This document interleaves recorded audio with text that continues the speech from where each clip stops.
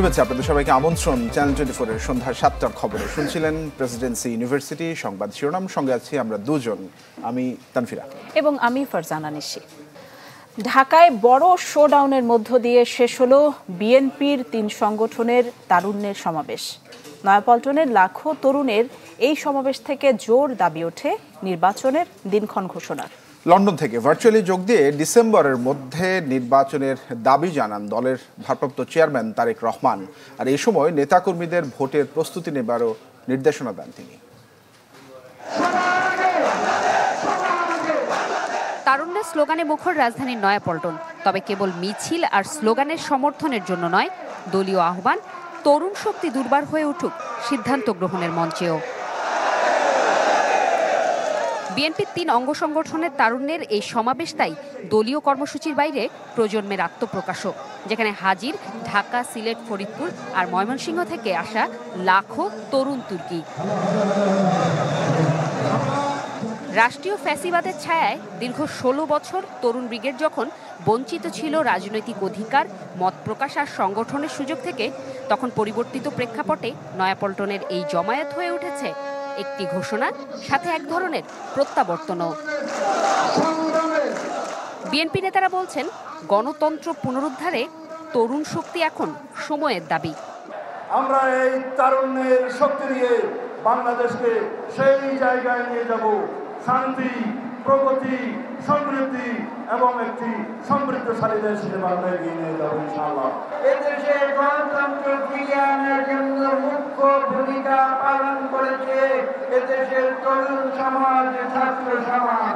নির্বাচন অবশ্যই দরকার।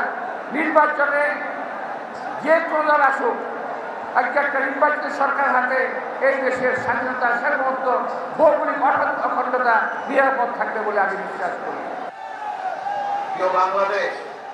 লন্ডন থেকে ভার্চুয়ালি যোগ দিয়ে নেতাকর্মীদের নির্বাচনের প্রস্তুতি নিতে বলেন তারেক রহমান। অতীতেই বাংলাদেশে রেকর্ড রয়েছে 3 মাসের মধ্যে জাতীয় নির্বাচন অনুষ্ঠিত করা সম্ভব, কিন্তু আজ আমরা দেখছি 10 মাস পার হয়ে গেল, অন্তর্বর্তীকালীন সরকার নির্বাচনের দিনক্ষণ ঘোষণা করছে না। অন্তর্বর্তীকালীন সরকারের প্রতি আহ্বান, আগামী ডিসেম্বরের মধ্যেই জাতীয় নির্বাচন অনুষ্ঠিত হতে হবে। ঢাকার মধ্য দিয়ে শেষ হলো বিএনপির বিভাগীয় তারুণ্যের সমাবেশ। এটাই সময়ের দাবি। তারুণ্যের রাজনৈতিক অধিকার কেবল স্লোগানে নয়, সংগঠনের নেতৃত্বে এবং নীতিতে প্রতিফলিত হোক। উত্তরটা সময় দেবে, যদিও তরুণরা স্পষ্ট করেছে তারা শুধু অংশ নিতে নয়, অংশীদার হতে চায়। সুমাতুল বিদা, চ্যানেল 24, ঢাকা। তারুণ্যের শক্তি আর প্রবীণের অভিজ্ঞতায় বৈষম্যহীন গণতান্ত্রিক বাংলাদেশ চায় বিএনপির তরুণ নেতাকর্মীরা। রাজধানীতে তারুণ্যের সমাবেশে যোগ দিয়ে দুর্নীতি, সন্ত্রাস ও মাদক মুক্ত দেশের প্রত্যাশা করেন তারা। চান সবার জন্য কাজের সুযোগ।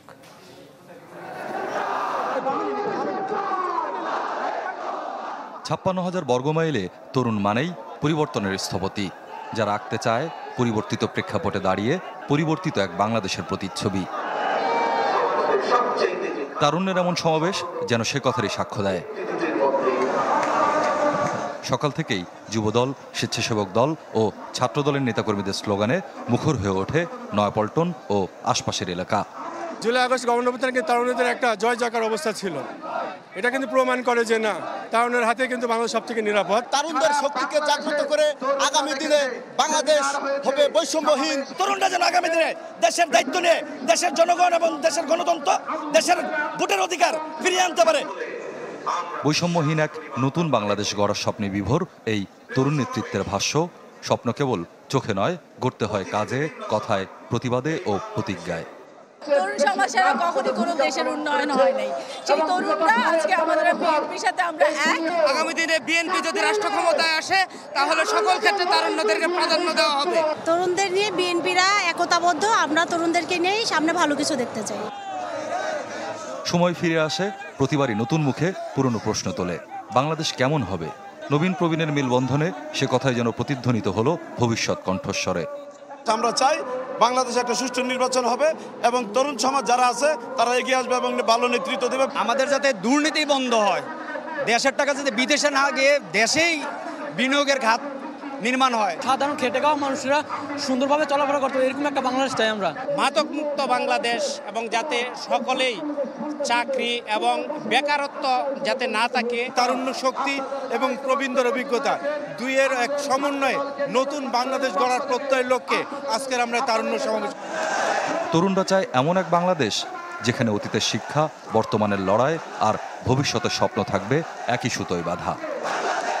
স্বপ্নিল শাহরিয়ার শিশির, চ্যানেল 24, ঢাকা। অবশেষে সব মামলার সাজা থেকে মুক্তি মিলল তারেক রহমানের। দুদকের মামলায় হাইকোর্ট তারেক রহমানকে 9 বছরের সাজা এবং জুবাইদা রহমানকে 3 বছরের সাজা থেকে খালাস দিয়েছেন।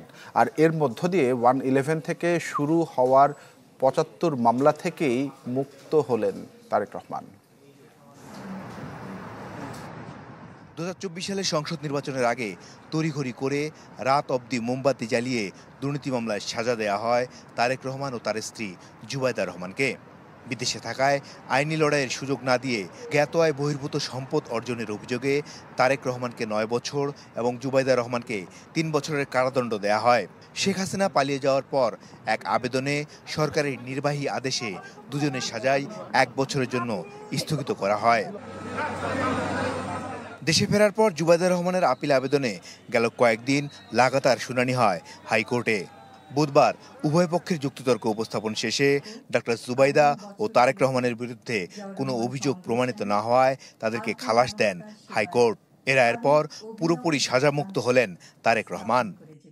বেগম জুবাইদা রহমানের বিরুদ্ধে যেই দণ্ডাদেশ ছিল সেটা থেকে উনি নির্দোষ সাব্যস্তে খালাস হয়েছেন। যদিও উনি আপিল করতে পারেননি, আপনি এই খালাসের বেনিফিট বা এই জাজমেন্ট যাতে ওনার বেলায় প্রযোজ্য হয় আপনি সেটা করতে পারেন। এবং মাননীয় আদালত আমাদের কথা রেখেছেন, আমাদের কথা শুনেছেন এবং উনি এটা গ্রহণ করেছেন এবং জাজমেন্টে উনি অর্ডার পোর্শনে পরিষ্কারভাবে উল্লেখ করেছেন যে মিস্টার তারেক রহমান সাহেবকেও এই মামলা থেকে নির্দোষ সাব্যস্তে খালাস দেওয়া হলো।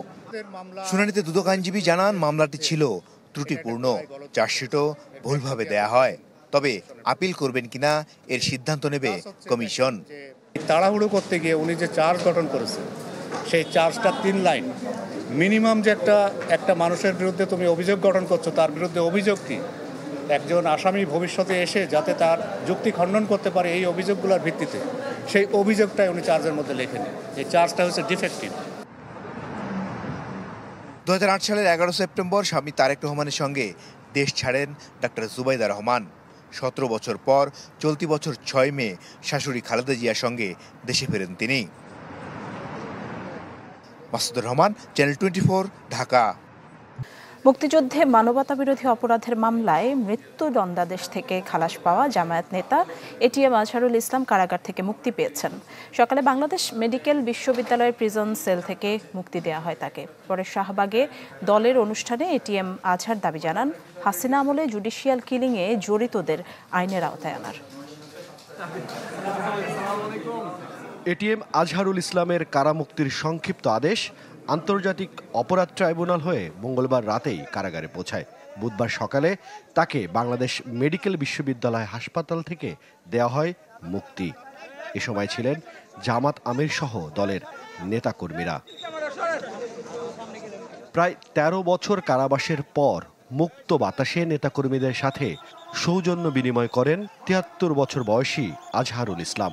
এ সময় শাহবাগ মোড় পরিণত হয় জনাকীর্ণ এলাকায়। শাহবাগ মোড়ে আয়োজন করা হয় শুকরানা অনুষ্ঠানের। জামায়াতে আমির দোয়া চান এটিএম আজহারুল ইসলামের জন্য। যার উপর মৃত্যুদণ্ড দিয়ে যার উপর জুলুম করা হয়েছে সেই আল্লাহ তাকে বাঁচিয়ে রেখেছেন, সেই মহান রব তাকে আমাদের বুকে ফিরিয়ে দিয়েছেন। আলহামদুলিল্লাহ রাব্বিল আলামিন। আমাদের এই ভাইয়ের জন্য দোয়া করবেন সবাই। বক্তব্যে কারামুক্ত এটিএম আজহার অভিযোগ করেন শুধু জামায়াতের রাজনীতি করায় মিথ্যা মামলায় জড়ানো হয় তাকে। দাবি করেন বিচারিক হত্যা যারা ঘটিয়েছে তাদের আইনের আওতায় আনার। যারা আমার নেতা ছিলেন সেই নেতাদেরকে অন্যায়ভাবে হত্যা করা হয়েছে, জুডিশিয়াল কিলিং করা হয়েছে। এই হত্যাকাণ্ডের সঙ্গে যারাই যে পর্যায়ে জড়িত সবাইকে আইনের আওতায় এসে তাদের বিচার করা হোক। 2012 সালের 22 আগস্ট রাজধানীর মগবাজারের বাসা থেকে গ্রেপ্তার হন জামায়াতে ইসলামীর তৎকালীন সহকারী secretary general ATM Azharul Islam. 71-এ মুক্তিযুদ্ধের সময় গণহত্যা, হত্যা, অপহরণ, নির্যাতনের 6 ঘটনায় দোষী সাব্যস্ত হয়ে 2014 সালে আজহারুল ইসলামকে মৃত্যুদণ্ড দেয় আন্তর্জাতিক অপরাধ ট্রাইব্যুনাল। 2019 সালে প্রথমবার আপিল শুনানি করে সেই রায় বহাল রেখেছিল তখনকার আপিল বেঞ্চ। জুলাই অভ্যুত্থানে সরকার বদলের পর আজহারের রিভিউ আবেদনের পরিপ্রেক্ষিতে নতুন করে আপিল শোনে সুপ্রিম কোর্টের আপিল বিভাগ। মঙ্গলবার সেই রায়ে আজহারকে বেকসুর খালাস দেওয়া হয়। হিরণ খান, চ্যানেল 24, ঢাকা। জাতীয় চক্ষু বিজ্ঞান ইনস্টিটিউটে তুল কালাম। জুলাই আন্দোলনে আহত এবং রোগীর স্বজনদের সাথে হাসপাতালের নার্স, চিকিৎসক, কর্মচারীদের হাতাহাতি হয়েছে। ধাওয়া পাল্টা ধাওয়ায় আহত হন হাসপাতালের স্টাফ সহ কয়েকজন। আর এতে চিকিৎসা সেবা বন্ধে চরম দুর্ভোগে পড়েন রোগীরা। পরে সেনাবাহিনী গিয়ে পরিস্থিতি নিয়ন্ত্রণে নিয়ে আসে। জাতীয় চক্ষু বিজ্ঞান ইনস্টিটিউট দিনভর সাধারণ রোগী আর চিকিৎসাধীন জুলাই আহতদের মুখোমুখি ডাক্তার, নার্স সহ হাসপাতালের স্টাফরা। ঘটে মারামারি আর হামলার ঘটনা। পরিস্থিতি নিয়ন্ত্রণে অ্যাকশনে যায় পুলিশ, র্যাব, সেনাবাহিনী আর কোস্টগার্ড। এরপরও থেমে থেমে উত্তেজনা বিরাজ করে হাসপাতাল প্রাঙ্গণে। দিনভর হাসপাতালটিতে চিকিৎসা সেবা বন্ধ থাকায় ভোগান্তিতে পড়েন রোগীরা। মোটামুটি ভালো ভাঙচুর, যে যাকে পাইছে সে তাকে মারছে, কে রোগী আর কে হসপিটাল স্টাফ এটা বোঝা আসলে মুশকিল ছিল। পরিস্থিতি নিয়ে সাংবাদিকদের সঙ্গে কথা বলেন সেনাবাহিনীর মোহাম্মদপুর এলাকার দায়িত্বরত সেনা কর্মকর্তা। আসার পরে যখন দেখি যে এখানে একটা দুই গ্রুপের মধ্যে একটা মারামারি হচ্ছে, তো এই মারামারিটা নিবৃত্ত করার জন্য আমাদেরকে দুই পার্টিকেই সরিয়ে দেওয়া হয়েছে। নিরাপদ জায়গায় সেফ ডিস্টেন্সে তাদেরকে দেওয়া হয়েছে, যাতে একজন আরেকজনের মধ্যে কোনো প্রকার হতাহত তৈরি না হয়।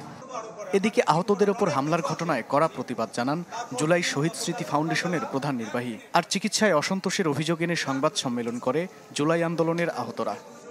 আমার বিবাদ সুনির্দিষ্ট। এই ছোট্ট গ্রুপটা নিটোর এবং এইখানে যারা হাত পা বিহীন, চোখবিহীন, অন্ধ, পৃথিবী অন্ধ হয়ে গেছে তার কাছে, তার উপরে কে হাত তুলেছে সেই সুনির্দিষ্ট লোকগুলোকে বের করতে হবে। এই হাসপাতাল সহ, পঙ্গু হাসপাতাল সহ বাংলাদেশের অনেক হাসপাতালগুলোতে ট্রিটমেন্ট নিচ্ছি। আপনারা সবাই মেডিকেল টিম বসান এবং সিআইডির মাধ্যমে তদন্ত করুন আমাদের চিকিৎসাগুলো কি ঠিকঠাক দিয়েছে কিনা। হাসপাতালের সামনে এক চিকিৎসকের দেখা মিললেও স্পষ্ট কোনো তথ্য দেননি তিনি। মাহবুবুর রহমান, চ্যানেল 24, ঢাকা। যেন নরকে একদিন পার করল ঢাকাবাসী। শাহবাগ ও নয়াপল্টনের রাজনৈতিক কর্মসূচি আর আগারগাঁওয়ের বিক্ষোভ সব মিলিয়ে এমন অবস্থা যেন চিড়ে চ্যাপ্টা একেবারে নগরবাসী।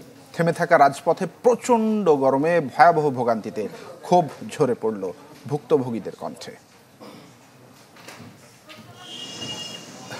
এ যেন অচল এক শহর। যান আর জটের এ ছবি কোথায় শুরু আর কোথায় শেষ কে জানে। সকাল থেকে দুপুর, দুপুর গড়িয়ে বিকেল, তীব্র গরমে নাভিশ্বাস উঠেছে ঢাকাবাসীর। ঈদের আর মাত্র বাকি কয়েকদিন। এমন কর্মমুখর সময়ে একদিনে দুটি বড় রাজনৈতিক কর্মসূচি ভুগিয়েছে কর্মজীবী মানুষকে। কারামুক্ত জামায়াত নেতা এটিএম আজহারের সংবর্ধনা ঘিরে যানজট ছড়িয়ে পড়ে শাহবাগ ও এর আশপাশের সড়কে। অন্যদিকে দুপুরে বিএনপির 3 সহযোগী সংগঠনের তারুণ্যের সমাবেশ ঘিরে ঢাকা ও বাইরে থেকে রাজধানীতে ঢল নামে নেতাকর্মীদের। এতে স্থবির হয়ে পড়ে প্রায় প্রত্যেকটি সড়ক। ঘন্টার পর ঘন্টা ঠায় দাঁড়িয়ে কেবল অসহায় দীর্ঘশ্বাস ছেড়েছেন ভুক্তভোগীরা। আমি কেরানীগঞ্জ থেকে কাকরাইল মোড় পর্যন্ত হাইটে আইছি। কাকরাইল মোড় থেকে একটু গাড়িতে উঠছিলাম, আবার নামাই দিল শান্তিনগর। এদিকে বিএনপির সমাবেশের জন্য টোটাল রাস্তাটা আটকা, কাকরাইল থেকে শুরু করে পল্টন সব আটকা। এর জন্য আর কি অনেক দুর্ভোগ হচ্ছে। অন্যান্য দিনের চাইতে মারাত্মক জ্যাম এবং ভালো ভোগান্তিতে আছে। এদিকে মাঝে চক্ষুবিজ্ঞান ইনস্টিটিউটে জুলাই আন্দোলনে আহত ও স্বজনদের সাথে নার্স, চিকিৎসক ও কর্মচারীদের হাতাহাতির ঘটনায় রেশ পড়ে সড়কেও। আগারগাঁওয়ের রাস্তা আটকে দিলে ওই এলাকায় ছড়িয়ে পড়ে তীব্র যানজট। মানুষকে কষ্ট দেওয়ার কোনো অধিকার কারোরই নাই। আমরা আমজনতা কোনো কষ্টের বুক করতে পারে না। যারা সুখ বুক করবে, যারা রাজনীতিবিদ, ওদের সুবিধা আছে, আমাদের মতন আমজনতার কোনো সুবিধা নাই। প্রোগ্রাম করুক, দায়ী করুক, কিন্তু তাদের একটা স্থায়ীভাবে যে হ্যাঁ এই একটা প্রোগ্রাম করা যায়, কিন্তু শহরের ভিতরে এইভাবে একটা প্রোগ্রাম এটা হয় না। 5 আগস্টের পর থেকে প্রায় প্রতিদিনই রাজপথে কর্মসূচির ঘনঘটা যে সীমাহীন কষ্ট দিয়ে চলেছে তা থেকে মুক্তি চায় রাজধানীবাসী। সজল সাইক, চ্যানেল 24, ঢাকা। জাপানের সাবেক প্রধানমন্ত্রী এবং জাপান বাংলাদেশ পার্লামেন্টারি ফ্রেন্ডশিপ লীগের সভাপতি তারো আসোর সাথে বৈঠক করেছেন প্রধান উপদেষ্টা ডক্টর মোহাম্মদ ইউনুস। জাপানের টোকিওর ইম্পেরিয়াল হোটেলে হয় এই বৈঠক। এতে আগামী বছরের জুনের মধ্যে বাংলাদেশে সাধারণ নির্বাচনের কথা পুনর্ব্যক্ত করেন ডক্টর ইউনুস। এ সময় মসৃণ গণতান্ত্রিক উত্তরণে সাধারণ নির্বাচনের উপর জোর দেন তারো আসো। এর আগে 4 দিনের সরকারি সফরে জাপান পৌঁছান প্রধান উপদেষ্টা। রাত 2:10 ঢাকার শাহজালাল আন্তর্জাতিক বিমানবন্দর ছাড়ে তাকে বহনকারী ক্যাথে প্যাসিফিক এয়ারলাইন্সের ফ্লাইট। প্রধান উপদেষ্টার এ সফরে 7টি চুক্তি ও সমঝোতা স্মারক হবে ঢাকা টোকিওর মধ্যে। নিক্কেই ফোরামের ফিউচার অফ এশিয়া সম্মেলনে যোগ দেবেন প্রধান উপদেষ্টা। এছাড়া দ্বিপক্ষীয় বৈঠক করবেন জাপানের প্রধানমন্ত্রী শিগেরু ইশিবার সঙ্গে। স্বাধীনতার 54 বছর পরও দল ও মার্কা দেখে ভোট দিলে বাংলাদেশের পরিবর্তন সম্ভব নয়। দিনাজপুরের বিরলে পথসভায় এমন মন্তব্য করেন জাতীয় নাগরিক পার্টির উত্তরাঞ্চলের মুখ্য সংগঠক সার্জিস আলম। এখনো যদি স্বাধীনতার 54 বছর পরে আপনারা দলান্ধ থাকেন, মার্কা দেখে অন্ধভাবে ভোট দেন, তাহলে আমাদের দ্বারা বাংলাদেশের পরিবর্তন খুব বেশি সম্ভব নয়। রাজধানীর হাতিরঝিল থানার অস্ত্র মামলায় শীর্ষ সন্ত্রাসী সুব্রত বাইনকে 8 দিনের রিমান্ড দিয়েছেন আদালত। মোল্লা মাসুদ সহ তার 3 সহযোগীকে দেয়া হয়েছে 6 দিন করে রিমান্ড। মঙ্গলবার কুষ্টিয়ার 3 ঘন্টার শ্বাসরুদ্ধকর অভিযানে ধরা পড়ে শীর্ষ সন্ত্রাসী সুব্রত বাইন। এরপর থেকেই আলোচনার শীর্ষে 90-এর দশকে ঢাকার অপরাধ জগতের আলোচিত শীর্ষ সন্ত্রাসী। বুধবার সুব্রত বাইনকে কড়া পুলিশি পাহারায় হাজির করা হয় ঢাকার সিএমএম কোর্টে। রাজধানীর হাতিরঝিল থানায় দায়ের করা অস্ত্র আইনের মামলায় এই শীর্ষ সন্ত্রাসীর 10 দিন রিমান্ড চায় পুলিশ। শুনানি শেষে আদালত সুব্রত বাইনের 8 দিনের রিমান্ড মঞ্জুর করেন। মোল্লা মাসুদ সহ বাকি 3 জনের রিমান্ড দেয়া হয় 6 দিন করে। উভয় পক্ষের বক্তব্য শোনার পর বিজ্ঞ আদালত সুব্রত বাইনকে 8 দিনের রিমান্ড মঞ্জুর করেন এবং মোল্লা মাসুদ সহ বাকি 2 জনকে 6 দিনের রিমান্ড মঞ্জুর করে তাদেরকে জিজ্ঞাসাবাদ করার জন্য তদন্তকারী কর্মকর্তার হেফাজতে প্রদান করেন। রিমান্ড শুনানিতে আদালতে বিচারকের উদ্দেশ্যে সুব্রত বাইন নামাজের ব্যবস্থা রাখতে বলেন। দাবি করেন তাকে ফাঁসানোর। 1993 সালে রাজধানীর মধুবাজারের এক সবজি বিক্রেতা খুনের ঘটনায় পুলিশের নজরে আসেন সুব্রত বাইন। 2001 সালে তার নামে ইন্টারপোলের নোটিশ জারি করা হয়। ইন্টারপোলের নোটিশ জারির পর কলকাতায় পালিয়ে যান সুব্রত বাইন। তার বিরুদ্ধে 30টি হত্যা মামলা সহ শতাধিক মামলা রয়েছে। মির্জা রাকিব, চ্যানেল 24, ঢাকা। সীমান্তে ভারতের পুশিন বাড়ছে। সিলেট ও সুনামগঞ্জ সীমান্তে 82 জনকে আটক করেছে বিজিবি। আর লালমনিরহাটের 6টি সীমান্তে অর্ধশতাধিক মানুষকে ঠেলে দেবার চেষ্টা করে বিএসএফ। বিজিবি জানায় অনুপ্রবেশ ঠেকাতে তৎপরতা বাড়ানো হয়েছে। এপাশে বাংলাদেশ, ওপাশে ভারত, মাঝে শূন্যরেখা। সেই শূন্যরেখায় কিছু মানুষ ঘিরে স্থানীয়দের শোরগোল, যার সবাই ভারতীয় বিএসএফ এর পুশিনের শিকার। গল্পটা লালমনিরহাট সীমান্তের। বিজিবি জানায় এরা কেউই বাংলাদেশি নয়, সবাই ভারতের আসামের নাগরিক। এজন্য তাদের ফেরত দেওয়ার প্রক্রিয়া চলমান। সীমান্তে কিছু অস্থিরতা দেখে তৎপরতা বাড়ায় বিজিবি। শূন্যরেখায় পতাকা বৈঠকে বসে দুদেশের সীমান্তরক্ষীরা। সিদ্ধান্ত হয় যাচাই বাছাই শেষে সিদ্ধান্ত নেওয়া হবে। বিজিবি জানিয়েছে জেলার 3 উপজেলার 6টি সীমান্তে অর্ধশতাধিক মানুষকে পুশিনের চেষ্টা করা হয়েছে। আমরা তো আতঙ্কিত, দেখা যাচ্ছে যে ভোর 4টা বাজে একজনে ফোন দিয়ে করলো যে ভারত থেকে লোক পাঠাচ্ছে বর্ডার দিয়ে। তাদের যে আত্মীয় স্বজন রয়েছে, ফোন নাম্বার রয়েছে, সব যোগাযোগ মাধ্যম এগুলি আমাদের কাছে আছে। এগুলি আমরা জোগাড় করেছি, আমরা তাদেরকে দিয়েছি। এখন তারা বলেছে যে আচ্ছা ঠিক আছে, তারা যদি আসামের নাগরিক এটা প্রমাণ হয়, তারা তাদের নাগরিককে ফেরত নিয়ে যাবে। সিলেটের জৈন্তাপুর সীমান্তেও অবৈধ অনুপ্রবেশের দায়ে 66 জনকে আটক করেছে বিজিবি। তারা সবাই কুড়িগ্রাম ও বাগেরহাটের বাসিন্দা। এছাড়াও সুনামগঞ্জের ছোনবাড়ি সীমান্তে 16 জনকে ঠেলে দিয়েছে বিএসএফ। প্রতিনিয়তই জনসংযোগ করছি এবং বর্ডারের ওই পাশে যে সমস্ত তথ্য সেগুলো আমরা কালেক্ট করার চেষ্টা করছি, যাতে করে প্রোঅ্যাক্টিভলি আমরা এটাকে প্রতিহত করতে পারি। বিশ্লেষকরা বলছেন 5 আগস্টের পর নানা কারণে ভারত বাংলাদেশের সম্পর্কে কিছুটা ভাটা পড়েছে। তবে হুটহাট করে পুশিন কখনোই সমাধান নয়। এক দেশের নাগরিক যদি আরেক দেশের নাগরিকের আরেক দেশের বর্ডারের ভিতর থেকে থাকে, সেখানে আইনগতভাবে তারা ব্যবস্থা নিতে পারে এবং সেভাবে তারা আরেকটা দেশে পাঠাতে পারে। কিন্তু আমরা যেটা দেখছি যে হুট করেই 200 টাকা একজনের হাতে ধরে দিয়ে বলছে তুমি চলে যাও বা তোমাকে গুলি করবো, এই যে ফোর্সফুলি যে, এটা সম্পূর্ণ আইন বিরোধী এবং মানবাধিকার বিরোধী আমি বলবো আর কি। সাম্প্রতিক সময়ে বিভিন্ন সীমান্তে বেড়েছে পুশিন ও অবৈধ অনুপ্রবেশ। এ কারণে বাড়তি নজরদারি বাড়িয়েছে বিজিবি। তানিম রহমান, চ্যানেল 24। আজ শুরু টি-20 মিশন। সবার সম্মিলিত পারফরমেন্সে সিরিজ জয়ের আশার কথা শুনিয়েছেন অধিনায়ক লিটন দাস। নিজের দায়িত্বের কথাও মনে করেছেন তিনি। ভারত পাকিস্তান যুদ্ধের প্রভাবে সিরিজের সূচি বদলে লাহোরের গাদ্দাফি স্টেডিয়ামে ফিরছে খেলা। ম্যাচ ঘিরে থাকছে বাড়তি নিরাপত্তা। 3 ম্যাচ সিরিজের প্রথম টি-20 শুরু রাত 9টায়। নতুন 2 অধিনায়ক লিটন দাস ও সালমান আগার কাঁধে নিজ নিজ দেশকে বিপর্যয় থেকে টেনে তোলার গুরু দায়িত্ব। আরব আমিরাতের বিপক্ষে সিরিজ হেরে টাইগারদের হতশ্রী অবস্থা, তাই ভুল থেকে শিক্ষা নিতে চায় দল। 2 দলের 19 দেখায় 16 জয় পাকিস্তানের, 3টি জিতেছে বাংলাদেশ।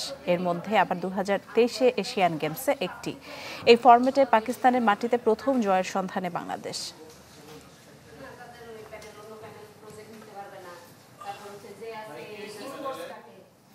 ফুটবলের খবর জানাবো। হামজা চৌধুরী, সমিত সোম, ফাহমিদুল ইসলাম, দেশের ফুটবলের আলোচিত 3 প্রবাসী ফুটবলারের সবাই আছেন এশিয়ান বাছাই কাপ সিঙ্গাপুরের বিপক্ষে হোম ম্যাচের 26 সদস্যের স্কোয়াডে।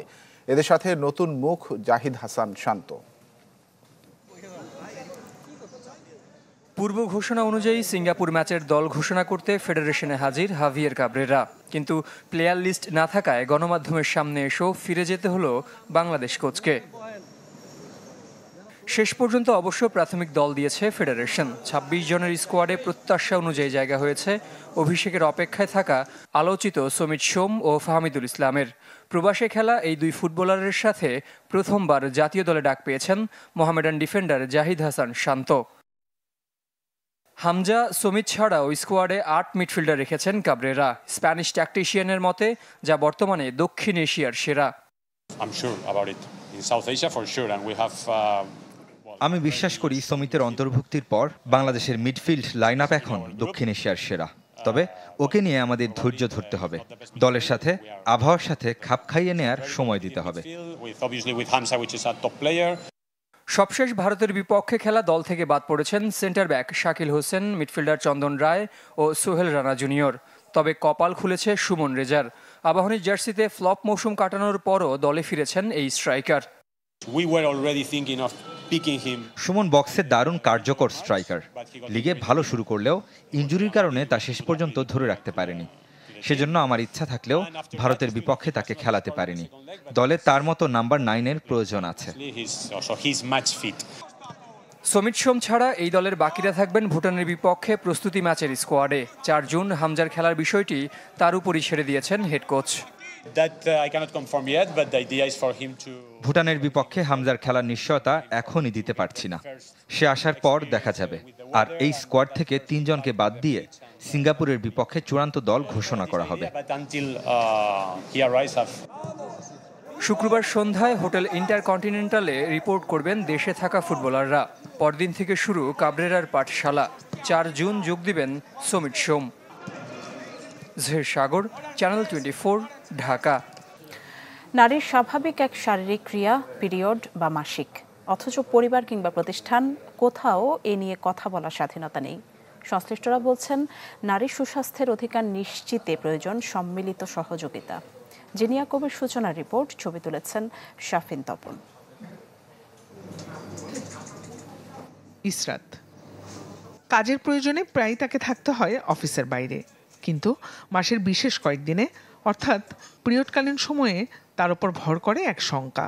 বাইরে যে কোনো জায়গায় তো আসলে টয়লেট যদি পরিষ্কার না হয় সেখানে যেহেতু আসলে এই কাজগুলো করা একদমই ডিফিকাল্ট। এই জিনিসটা আমার একটা নির্দিষ্ট জায়গায় ফেলার মতো, সেটাও আসলে কোথাও পাওয়া যায় না। তখন দেখা যায় যে অনেক ক্ষেত্রে মানে এটা কি করব এই চিন্তা করেই দেখা যায় যে চেঞ্জ না করেই আবার মানে চলে আসতে হয়। মাহিন মাসিক চলাকালীন অফিসে তেমন অসুবিধায় না পড়লেও ছুটিতে বাড়ি যাওয়ার সময় পথে বেশ ভোগান্তিতে পড়তে হয় তাকে। আমাদের লং জার্নিতে বা অফিসের টাইমে কোনো একটা ওয়ার্কশপ চললে আমাদের 8 ঘন্টার বেশি সময় একটা ব্যাড পরে থাকতে হয়। শিক্ষিত কর্মজীবী নারীদের যখন এ অবস্থা, তখন স্কুল কলেজ থেকে শুরু করে অন্য নারীদের এ সময় সংকট আরও বেশি। প্রথম দরকার হচ্ছে আমাদের একটা সুষ্ঠু মাসিক ব্যবস্থাপনা। এর সাথে কি জড়িত? আমার অর্থ জড়িত, আমার কিছু পরিষ্কার পরিচ্ছন্নতা জিনিস, আমাদের সচেতনতা। ক্যান্টারের 2024 সালের হাউসহোল্ড পেনিট্রেশনের গবেষণা বলছে দেশে বর্তমানে মাত্র 17.4% নারী স্যানিটারি ন্যাপকিন ব্যবহার করেন, যার অধিকাংশই রাসায়নিক সুগন্ধিযুক্ত। মাসিক চলাকালীন সময় তো ব্লাড রক্ত আসে, তো রক্তের পিএইচ আমরা জানি অ্যালকালাইন, কাজে ওই সময় কিন্তু এমনিই প্রজনন তন্ত্র একটু ভালনারেবল থাকে। আর তারপরে যদি সেরকম সেন্টেড বা কেমিক্যালস ইউজ করে তাহলে তার উপকারী যে ব্যাকটেরিয়া সেগুলো ধ্বংস হয়ে যাচ্ছে। মাসিক স্বাস্থ্যবিধি সম্পর্কে জনসচেতনতা বৃদ্ধি ও সব শ্রেণীর নারীর জন্য নিরাপদ স্যানিটারি ন্যাপকিন সহজলভ্য করার পরামর্শ সংশ্লিষ্টদের। জিনিয়া কবির সূচনা, চ্যানেল 24, ঢাকা।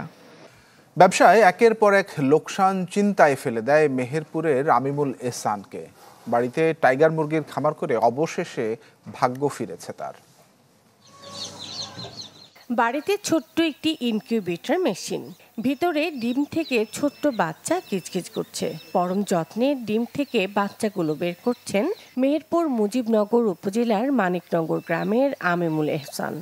প্রাথমিক ডিম বেচতে থাকি, ডিম বেচতে বেচতে এরপরে পরিকল্পনা করলাম যে বাচ্চা ফোটালে হয়তো কিছু বেশি অর্থ আসবে। এরপরে একটা 30,000 টাকা দিয়ে ইনকিউবেটর কিনি। তারপরে এখন আল্লাহ চাইতে অনেক বেড়েছে, এখন মাসে প্রায় আপনার 12 থেকে 1600 বাচ্চা ফোটাচ্ছি। ইনকিউবেটরে মাসে 3000 টাইগার আর 9000 কোয়েল পাখির বাচ্চা ফোটান। আর বাড়ির ছাদে 2টি শেডে রয়েছে 800 মুরগি। 2000 কোয়েল পাখি থেকে দিনে 350 কোয়েলের ডিম এবং 160টি টাইগার মুরগির ডিম পান তিনি। দূর দূরান্ত থেকে সাধারণ মানুষ এসে আমিমুলের খামার থেকে কোয়েল টাইগার মুরগির বাচ্চা ও ডিম কিনে নিয়ে যাচ্ছেন। পাশাপাশি ব্যবসায়ীরাও আসেন বাচ্চা কিনতে। যে বাজারে দোকান, আমি এর কাছ থেকে নিয়ে গিয়ে কেদের বাজারে আমার নিজ দোকানে বেশি। আমুল ভাইয়ের এখানে অর্ডার দেওয়া হয়েছে টাইগার মুরগির বাচ্চা, তো এখান থেকে অর্ডারের মাধ্যমে আমি নিয়ে যাবো। 500 অর্ডার দিয়েছি, আপাতত এই 500 বাচ্চা দিয়ে আমি একটা ছোটোখাটো খামার শুরু করতে চাচ্ছি। বাচ্চা ও ডিম বিক্রি করে মাসে আমিনুল আয় করেন 40 থেকে 50,000 টাকা। Desk report, channel 24। দর্শক, এই ছিল সন্ধ্যা 7টার খবরে। বিশ্বের যে কোনো প্রান্ত থেকে সবশেষ খবর জানতে ভিজিট করুন আমাদের ফেসবুক পেজ, ইউটিউব চ্যানেল এবং ওয়েবসাইট। এতক্ষণ সাথে থাকার জন্য ধন্যবাদ সবাইকে। ধন্যবাদ।